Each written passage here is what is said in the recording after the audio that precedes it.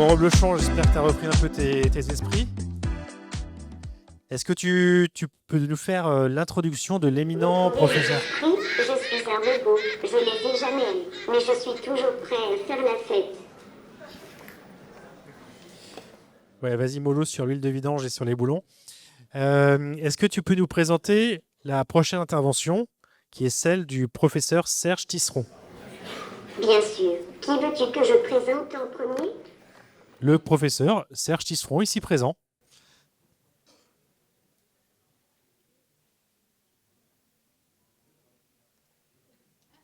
Ah, les stars du jour. Prêts à découvrir des cerveaux aussi brillants que des lettres?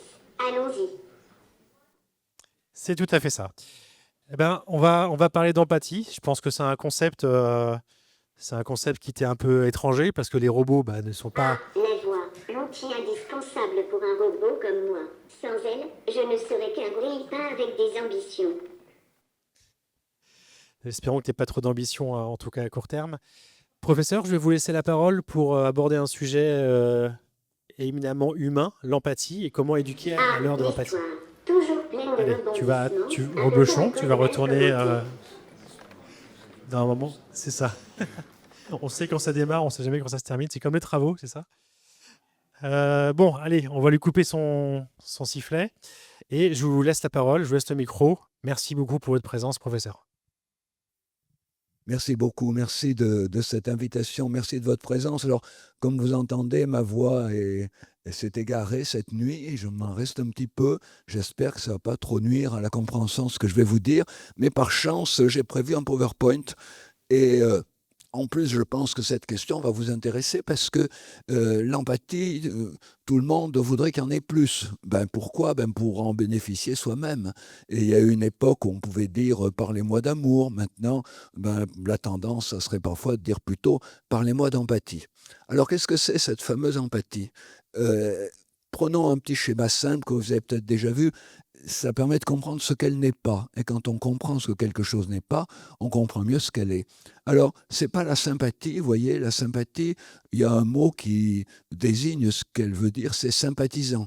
Quand on est sympathisant de quelque chose, eh bien, on fait cause commune avec une autre personne. Ah, je me prends les pieds dans le... Le robot, là, faut virer le robot. Le robogène, c'est ça? Gêne, le robot gêne la vie. Toujours là? Toujours pas? Ok. Mais de toute façon, non, mais il l'a débranché, on peut enlever le câble. Il y a toujours un moment où on ne sait plus Ah non, il comment a pas s'en débranché. débarrasser. On peut peut-être débrancher le chargeur pour le moment. Vous voulez le mettre en avant et en fait. C'est lourd ou pas? C'est lourd ce machin.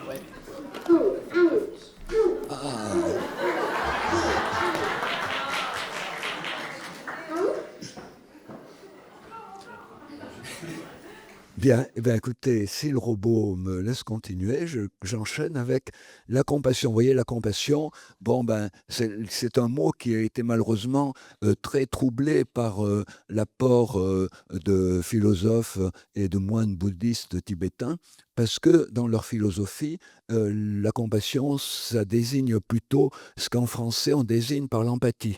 Et donc, pour faire passer le mot de compassion, les bouddhistes tibétains ont réduit le mot d'empathie à l'empathie affective. Mais l'empathie affective, c'est une petite composante de l'empathie.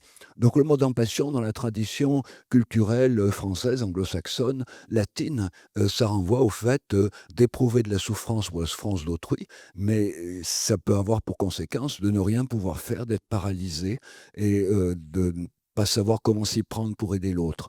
Et puis, vous voyez, il y a l'apathie, on ne fait rien. Et l'empathie, c'est quoi? Ben, l'empathie, c'est d'imaginer ce dont l'autre a besoin. Le mot qui le résume le mieux, c'est le mot care. Vous savez, ce fameux mot care, C-A-R-E, intraduisible en français parce qu'en fait, il implique plusieurs dimensions. Dans le care, il y a chercher à comprendre ce dont l'autre a besoin, voir si on peut le lui apporter, dans quelle mesure on peut lui apporter certaines choses et pas d'autres, apporter ce qu'on pense pouvoir apporter et vérifier si c'est bien ce que la personne attendait. Et à ce moment-là, il y a un dialogue qui s'établit et même dans le care aujourd'hui, le dialogue avec la personne qu'on aide intervient dès le début. Donc l'empathie, c'est en fait le care. Et ça reste quand même une construction mentale, c'est-à-dire qu'on ne va jamais chercher dans la tête d'autrui ce qui se passe. Et vous voyez, plutôt que de vous mettre une coupe de cerveau pour vous montrer que beaucoup de zones cérébrales interviennent dans l'empathie, j'ai préféré vous mettre ce petit schéma parce qu'il vous montre que l'empathie, c'est pas dans ma tête, c'est pas dans la tête de l'autre, c'est entre nous. Hein, l'empathie est quelque chose qui se construit entre les personnes. C'est pas quelque chose qui se construit indépendamment d'une relation qu'on a. Et donc, c'est une construction mentale. Ça veut dire, comme toutes les constructions mentales, elle est sujette à erreur. Et ça veut dire qu'il faut toujours s'employer à vérifier qu'on a bien compris. Et quand on change de culture, quand on va dans un pays étranger, il arrive parfois que des réactions apparemment facilement compréhensibles des gens qu'on voit nous échappent en réalité complètement parce que ça obéit à d'autres règles culturelles. Donc l'empathie, elle n'est pas seulement affective, vous voyez, elle est aussi cognitive. On va entrer un peu plus dans le détail. Donc elle fait intervenir en tout cas beaucoup de compétences et si je vous avais mis une coupe du cerveau, vous auriez vu qu'il y a des régions cérébrales à l'arrière du crâne qui s'allument, qu'on peut visualiser par l'activité importante des neurones qui s'y trouvent, donc quand on a une réaction empathique. Et puis il y a aussi des zones neuronales autour de la mémoire, et puis il y a des zones neuronales dans les régions concernant les émotions, des zones neuronales au niveau du cortex préfrontal, donc une compétence extrêmement complexe en fait. Et peut-être vous avez entendu parler des fameux neurones miroirs, qui sont aujourd'hui baptisés neurones miroirs aux alouettes, hein, pour s'en moquer, notamment par Jean de Séti, parce que les neurones miroirs ne semblent en fait intervenir que dans des manifestations d'accompagnement émotionnel assez rudimentaires, comme le fait d'être pris de fou rire quand on voit quelqu'un qui est pris de fou rire, ou le fait de bâiller comme quelqu'un bâille. Mais en fait, les neurones miroirs chez l'homme n'interviennent que dans des situations, vous voyez, de grande pauvreté relationnelle. Dès qu'il y a empathie proprement dite, il y a beaucoup de régions cérébrales concernées. C'est une compétence complexe. Donc elle se construit tout au long de la vie. Et là, des choses un peu plus compliquées, mais je ne vais pas rentrer trop dedans. C'est un schéma que j'ai fait au début des années 2000. Et ce qu'il faut retenir, vous voyez, c'est plutôt ce qui est ici dans les cases noires. C'est-à-dire que l'empathie, les composantes de l'empathie, qui est la partie ici, zut, je croyais que c'était la petite lumière. Voilà, cette partie ici, les composantes de l'empathie pour autrui, c'est ce qu'on peut appeler l'empathie neuronale. C'est ce qui se construit, c'est tout le monde, quelles que soient les cultures. Puis la partie au-dessus, c'est plus ce qu'on peut appeler les compétences psychosociales.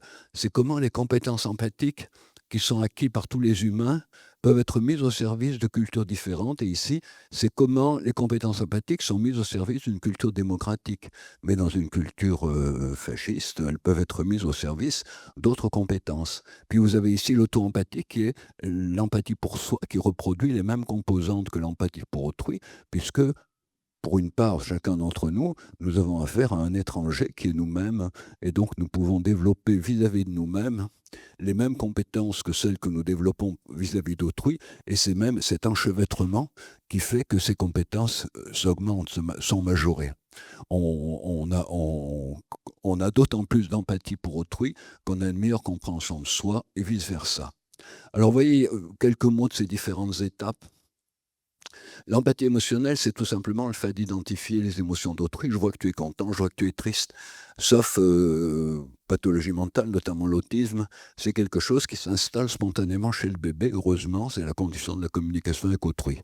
Ça peut se perdre dans des situations de traumatisme. Le souci de l'autre, il apparaît vers 2 ans. Et il semblerait qu'il soit très vite aménagé par l'enfant en fonction des récompenses qu'il reçoit ou pas. Donc ça veut dire que le souci de l'autre, très vite, est soumis à des encouragements sociaux. L'empathie cognitive, c'est ce qu'on appelle traditionnellement la théorie de l'esprit, c'est le fait de découvrir à 3 ans et demi que l'autre a des expériences du monde différentes des siennes, et que ces expériences du monde différentes de soi contribue à fabriquer une représentation du monde différente de celle qu'on a soi-même. Donc ça veut dire la curiosité qu'on doit avoir quand on croit ressentir ce que ressent quelqu'un, peut-être pas du tout. Peut-être que les raisons pour lesquelles l'autre éprouve du plaisir n'ont rien à voir avec celles pour lesquelles j'éprouve du plaisir.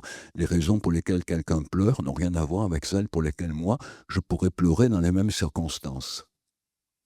Et puis ici, c'est la compétence qui est la plus compliquée à développer, qui doit être beaucoup accompagnée aux alentours de 7-8 ans, et avec une période favorable, 8 jusque vers 12 ans, enfin on l'a construit toute la vie heureusement.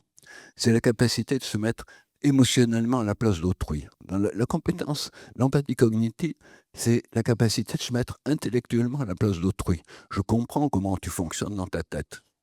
Après, il faut vérifier, hein, voilà, il ne faut jamais croire qu'on a tout compris. Mais en tout cas, elle est froide, l'empathie cognitive, elle est rationnelle.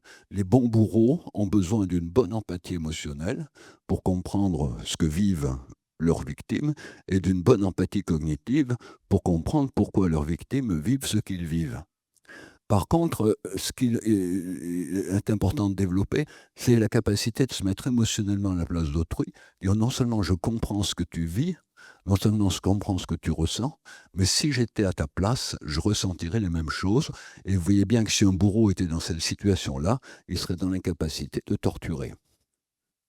Donc, voilà comment se construisent les différentes composantes de l'empathie. Et on n'en parlerait pas aujourd'hui si l'empathie n'était pas menacée. Donc, avant de voir comment l'alimenter, la nourrir, la construire, la favoriser, on va voir ces menaces sur l'empathie. Elles sont très nombreuses, vous voyez, et je vais m'en tenir, puisque la rencontre d'aujourd'hui est centrée sur le numérique, je vais m'en tenir sur les menaces liées aux technologies numériques. Alors, on a tous ce petit schéma pour vous montrer qu'en situation de communication, on est tous soumis à une épreuve assez compliquée, c'est de comprendre que l'autre n'est pas forcément celui qu'on attend. C'est pas forcément celui qu'on imagine. Vous voyez, une dame, un monsieur, la dame imagine plutôt le monsieur comme sévère, il n'est pas du tout. Le monsieur imagine plutôt la dame comme heureuse de le rencontrer, il semble pas. Alors qu'est-ce qui se passe en réalité pour la plupart d'entre nous, heureusement, c'est qu'on est capable, en fonction des messages que nous envoie l'autre, et ces messages sont essentiellement liés aux gestes, aux attitudes, aux mimiques, on est capable de comprendre que l'autre n'est pas tout à fait le même, n'est pas tout à fait identique à ce qu'on croyait, à modifier la représentation de l'autre, et c'est comme ça que la communication fonctionne. Vous vous souvenez ce qui s'est passé au début du Covid ? Communication par webcam interposée, les gens la mettaient n'importe où. Actuellement, ça se fait un peu, les gens gèrent un peu mieux la communication en visio, mais on voit encore des gens qui mettent leur caméra dans des endroits improbables. Et vous voyez déjà, simplement ça, ça fait que la dame a l'impression d'avoir affaire à un homme extrêmement hautain et le monsieur a une femme finalement assez honteuse, voilà, ou coupable, on ne sait pas de quoi. Et donc la communication, vous voyez, en visio, s'est révélée très frustrante pour beaucoup de gens parce qu'ils y ont perdu tous les repères sensoriels, émotionnels, moteurs qui, normalement, permettent de nuancer les mots.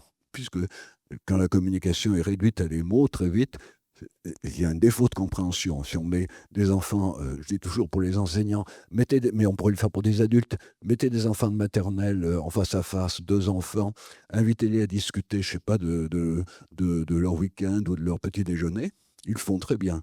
Mettez-les dos à dos et proposez-leur de continuer. Au bout de quelques minutes, ils ne se comprennent plus. Et donc, si on passe au monde virtuel, hein, ceux que nous promettent toujours Meta, eh bien, vous voyez, on a affaire à des avatars. Et là, la communication devient extrêmement difficile, puisqu'on est évidemment tenté de communiquer avec l'avatar et pas du tout de communiquer avec la personne qui est derrière. Il faut faire un gros effort pour les gens dans les jeux vidéo qui communiquent par avatar interposé. Il faut qu'ils fassent un gros effort pour arriver à se représenter l'humain derrière l'avatar. D'ailleurs, beaucoup de joueurs de jeux vidéo utilisant des avatars ne font aucun effort pour se représenter l'humain derrière l'avatar et en reste à la représentation de l'avatar, ce qui veut dire empathie zéro. Le deuxième obstacle lié aux technologies numériques, c'est les stratégies des fabricants. Tout le monde connaît, hein, vous savez, le fait que les usagers soient regroupés dans des bulles. C'est pas du tout, c'est la raison économique. Hein. Pour augmenter le trafic, il faut que les gens se fassent confiance. Et il a été montré que si on les enferme dans des bulles, ça augmente leur confiance en eux. C'est-à-dire si on est rassuré sur le fait que les gens avec lesquels on communique ont la même religion que soi, les mêmes préoccupations politiques, sont fans du même groupe de rock ou de la même équipe de rugby, eh bien, ça augmente le trafic, ça augmente les profits. Et puis, la captologie, séance de capture des données, technologie persuasive, voilà, donc risque de manipulation, qui vont évidemment être encore augmentés par les IA. Et puis, les chatbots, ici, je vous en ai mis un, fabriqué par Curio, une firme américaine. C'est une peluche, vous voyez, elle est sur un fauteuil, donc elle n'est pas très, très grande, hein, peut-être 30 cm sur 30. Et dedans, il y a une chatbot. Et la peluche est proposée aux enfants à partir de 3 ans. Et la machine est reliée au Wi-Fi. Et risque évidemment avec cette chatbot proposée aux enfants aussitôt, qui préfèrent communiquer peut-être avec leur machine plutôt qu'avec des humains, puis risque de dépendance. Je vous ai mis cette peluche parce que c'est un mouvement très fort actuellement aux États-Unis, avec comme slogan: parents, les experts vous ont dit que les écrans sont dangereux pour vos enfants, achetez-leur plutôt une peluche connectée. Et oui. Et je pense que vous allez avoir les mêmes ou presque dans les bacs des grands magasins aux alentours de Noël. C'est pour ça que je vous l'ai mise. Donc, comment construire l'empathie? Alors, peut-être vous allez être déçus parce que peut-être vous attendez à ce que je vous dise l'IA va permettre d'augmenter l'empathie. Alors, effectivement, il y a quelques études autour de ce qu'on appelle l'effet Proteus, déjà. La possibilité, en incarnant un personnage, d'acquérir des qualités du personnage. Mais ça dure très peu de temps. Si on analyse les effets à la sortie de l'expérience en réalité virtuelle, il y en a, mais ça ne dure pas beaucoup. Très vite, les habitudes de la vie quotidienne reviennent. Alors, est-ce qu'on peut aussi augmenter l'empathie de quelqu'un en le mettant en situation de vivre ce que vivent des gens en situation pénible, sensibiliser par exemple à ce que vivent des Mexicains qui passent la frontière frontière américaine avec un casque de réalité virtuelle, un sac à dos avec des machines dedans, et inviter ces personnes à vivre en réalité virtuelle, à subir les assauts des chiens, les humiliations des soldats, etc. On peut le faire, mais techniquement c'est possible, mais ça touche très peu de gens. Alors finalement, quand on sur l'empathie, comment faire? Toujours les vieilles méthodes. Le mieux, c'est la lecture des romans de fiction. Pourquoi? Parce que si vous lisez un roman de fiction, vous êtes confronté à des points de vue différents. Et surtout dans ces romans qui existent maintenant, vous avez chapitre introduction quand monsieur rencontre une dame, chapitre 1, voilà ce que le monsieur qui rencontre la dame a vécu lors de la première rencontre, chapitre 2, voilà ce que la dame qui a rencontré le monsieur a vécu lors de la première rencontre, et puis ça continue comme ça, point de vue du monsieur, point de vue de la dame. Évidemment, c'est extrême, mais dans beaucoup de romans, le lecteur est invité à adopter ponctuellement le point de vue du personnage dont il suit la trajectoire. Les œuvres d'art, l'éducation artistique et culturelle, je dis toujours à l'éducation nationale, ne cherchez pas à apprendre l'empathie aux enfants, vous allez en faire des petits psychorigides, développez plutôt l'éducation artistique et culturelle, c'est la même logique, on s'intéresse à une peinture, à une œuvre musicale, on essaye de l'éprouver de l'intérieur, de mettre des mots sur ce qu'on a compris, et puis on est confronté à une autre, même exercice, et on développe un éventail très, très large de compréhension de l'âme humaine. Le jet théâtral, les débats contradictoires. Dans la vie quotidienne, donc, beaucoup à faire aussi, j'en parle beaucoup pour les équipes hospitalières, et à l'école, évidemment, développer le travail collaboratif, le tutorat, la pédagogie de projet. Je pense que la clé d'un bon usage des IA, c'est la clé d'un bon usage des relations avec les copains, avec les pairs. Si vous traitez votre IA comme un mentor, comme une machine qui sait tout, vous allez en être très vite victime. Et ça, c'est le risque. Si un élève n'a affaire qu'un enseignant, il va risquer de remplacer l'enseignant par la machine. Si un élève a l'habitude de travailler en collaboration avec d'autres élèves, il va peut-être, il faut espérer, traiter l'IA comme un élève, comme un collègue, quelqu'un qui peut se tromper, qui peut faire des erreurs, qu'on peut reprendre, quelqu'un qui a un autre fonctionnement que lui, qui est complémentaire, qui est différent, mais qui nécessite qu'on se frotte l'un à l'autre pour arriver à construire quelque chose ensemble. Voilà, merci de votre attention.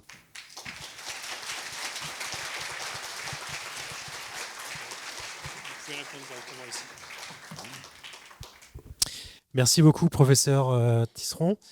Alors, on a pas mal de questions, malheureusement, leur tourne, et je vais devoir un tout petit peu synthétiser.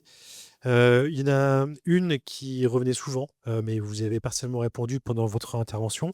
C'était comment on développe l'empathie chez les jeunes dans un monde de plus en plus connecté? Alors, vous avez dit que l'école n'était pas forcément là pour apporter cette réponse. Vous avez même mis en garde par rapport à ça. Mais c'est une question qui préoccupe, à mon avis, beaucoup d'entre nous, beaucoup de parents. Il y a aussi des élèves de Louis-le-Grand. Quelle est votre réponse par rapport à ça? Alors, comme j'évoquais tout à l'heure, il faut renoncer à l'idée de développer l'empathie chez les élèves ou chez qui que ce soit d'ailleurs. Il faut développer l'empathie entre les gens.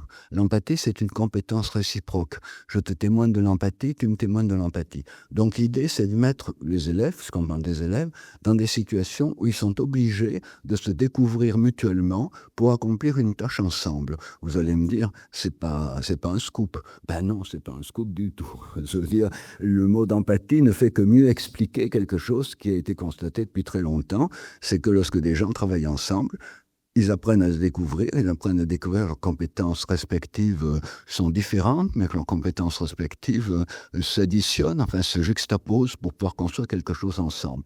Et donc, vous avez peut-être vu passer, mais j'ai été vite, j'ai créé en 2007 une activité qui s'appelle le jeu des 3 figures, qui existe peut-être à certains endroits, Louis-le-Grand, qui est beaucoup développé actuellement en France et notamment sur l'Académie de Paris, où on invite les enfants une fois par semaine, tous les 15 jours, à avoir une activité théâtrale à partir de, pour les plus grands textes de la du théâtre contemporain. Pour les plus petits, c'est des des scénarios qu'ils construisent ensemble. Et l'idée, c'est que les volontaires, pour jouer ces petites scènes, qui tournent en général autour des figures de l'agresseur, de la victime et du tiers, c'est pour ça que ça s'appelle les 3 figures, les volontaires pour jouer ces petites scènes sont obligés de jouer alternativement tous les rôles, c'est-à-dire se mettre dans la peau, c'est pas seulement lire dans un roman un personnage et s'identifier à lui, c'est se mettre dans la peau, c'est essayer de témoigner des émotions qu'on y éprouve, c'est prononcer les phrases que le petit collectif a décidé qu'elles seraient prononcer les phrases dont le petit collectif a décidé qu'elles seraient prononcées en situation de jeu. Et donc voilà, tous les volontaires à tour de rôle jouent chacun des rôles, et c'est pour inviter les enfants à se mettre dans la peau des différents protagonistes d'une scène d'agression ou de harcèlement. Encore une fois, l'agresseur, la victime, le tiers qui peut être simple témoin inactif, redresseur de tort ou sauveteur qui attend que l'agression soit terminée, il faut venir s'occuper de la victime. Et donc c'est une activité qui a reçu plusieurs validations avec des recherches universitaires, c'est pour ça qu'elle est développée un peu partout en France. Merci beaucoup. Une dernière question, puis après on va passer sur un thème un peu lié qui est l'anthropomorphisme. À votre avis, est-ce qu'il y a quand même des utilisations de l'intelligence artificielle générative à des fins psychologiques, voire psychiatriques? Oui. Et est-ce qu'il y a des bénéfices, qu'il y a des risques associés? Oui, alors les IA sont déjà utilisées spontanément par, comme vous savez, beaucoup d'ados, beaucoup de jeunes adultes utilisent déjà les IA comme des psychothérapeutes. Certains font alterner une séance de psychothérapie tous les 15 jours, par exemple, parce que leurs moyens ne leur permettent pas d'en avoir plus. Et puis des séances de psychothérapie, si on peut appeler ça ainsi, avec leur chatbot, voilà, tous les jours, tous les 3-4 jours, voilà. Mais ça, c'est des utilisations spontanées. En revanche, oui, on peut, faut espérer qu'on développe des IA, notamment pour éviter que les personnes âgées isolées perdent leurs compétences, perdent les compétences dans le domaine du langage, dans le domaine de la communication. Faute de parler à un humain, il vaut quand même mieux parler à une IA.